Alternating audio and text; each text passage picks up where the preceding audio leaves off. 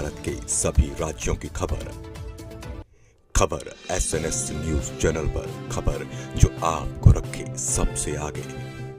तापमान 45 डिग्री के पार और पानी धीरे धीरे खत्म होता हुआ। नमस्कार, जुगल किशोर के साथ SNS टीवी में आपका स्वागत है। आपको बता दें कि महाराष्ट्र के वाशिम जिले में पानी की समस्या गंभीर होती जा रही है। इस भीषण गर्मी के बीच वहां के ग्रामीण पानी की किल्लत से जूझ रहे हैं। आइए देखते हैं महाराष्ट्र से पूरी रिपोर्ट।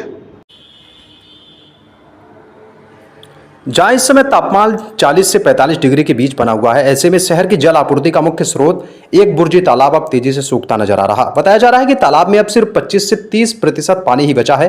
यही नहीं, जो बावड़िया कभी 24 घंटे पानी देती थी, उनकी स्थिति भी अब चिंताजनक हो चुकी है। कई हैंडपंप भी बंद पड़े नजर आ रहे हैं, जिससे लोगों को। नमस्कार, जय महाराष्ट्र।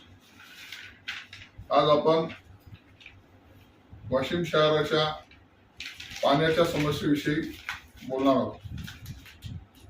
खरं म्हणजे ही अतिशय जटिल आणि भविष्यात फार भीषण होणारी समस्या आहे, ज्याच्यावर काही आपण उपाययोजना आपल्याजवळ नाही आहे ते स्रोत आहे ते रिसोर्सेस जिवंत करायचे आणि त्याचं संवर्धन करायचं एवढंच आपल्या हातात आहे। आज वाशिम शहराचा पाणी पुरवठा ज्या प्रकल्पावरून होतो तो एकबुर्जी प्रकल्प 1964 साली निर्माण झाला। कोणताही धरण असो का साठवण तलाव असो, दरवर्षी त्यात गाळ साचून त्याची साठवण क्षमता कमी होते। 50,000 अपेक्षित लोकसंख्या धरून आपण एकबुर्जी प्रकल्पाची निर्मिती करून पाणी पुरवठा सुरू केला होता। आज वाशिम शहराची लोकसंख्या 1.25 लाखाच्या वर झाली आहे। तो एक 10 ते 12,000 असे लोक असतात की जे शहराचे स्थायी नागरिक नाही आहेत, परंतु त्यांच्या पाण्याचा वापर करतात। म्हणजे येणारे जाणारे, काही नोकरी करणारे, काही व्यापारी, असा हा प्रकार आहे। आता वाशिम शहराचं म्हणजे वत्सगुल्म राजे वाकाटकची राजधानी। कोणतंही शहर राजधानी ही नदीच्या काठावर वसवल्या जायची। अर्थात वाकाटकांची ही समृद्ध राजधानी ही सुद्धा कोणत्या तरी नदीच्या काठावर वसवल्या गेली असेल। कालांतराने काळाच्या ओघात ती नदी मृत पावली।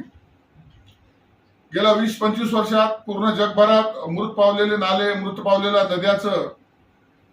नद्यांना जिवंत करून त्याचं संवर्धनाचं काम फार मोठ्या प्रमाणावर सुरू आहे। आम्ही 2 वर्षाआधी वाशिमचे ज्येष्ठ नागरिक सेवा संघ, आमच्या मंगरुळचे मित्र सचिन कुलकर्णी व आम्ही काही लोकांनी एक बैठक घेऊन वाशिम शहरातील मृत नाले, मृत झालेल्या विहिरी, बोअरवेल याच्यावर काम करण्यासाठी प्रशासनाकडे निवेदनं दिली, भेटी घेतल्या।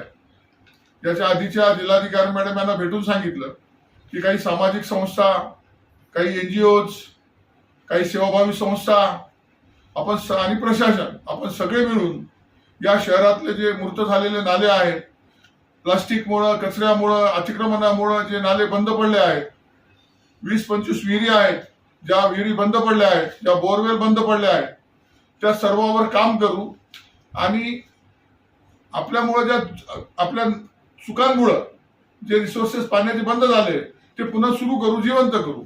परंतु प्रशासनाने त्याच्याकडे काही गांभीर्याने पाहिलं नाही। आपण लवकरात लवकर जर हे मृत साठे जिवंत करून रिसोर्सेस तयार केले नाही तर एकबुर्जी धरण वाशिम शहराला पाणी पुरवठा पूर्ण करू शकत नाही। येणाऱ्या 20-25 वर्षात ही समस्या एवढी भीषण होईल की लोकांना वन भटकावं लागेल, पाण्यासाठी मारामाऱ्या होतील, प्रचंड पाण्याच्या ब्लॅकमेलिंग होईल, प्रचंड पैशानं विकत घेतला जाईल। अशा वेळेस जे सर्वसामान्य लोक आहेत, जे गरीब लोक आहेत, ते पाण्यापासून वंचित राहतील। या समस्येवर सर्वांनी मिळून काम करण्याची गरज आहे। माझी लोकप्रतिनिधी, प्रशासन यांना विनंती आहे, आपण यांच्याकडे लक्ष द्यावं व काम करावं। धन्यवाद।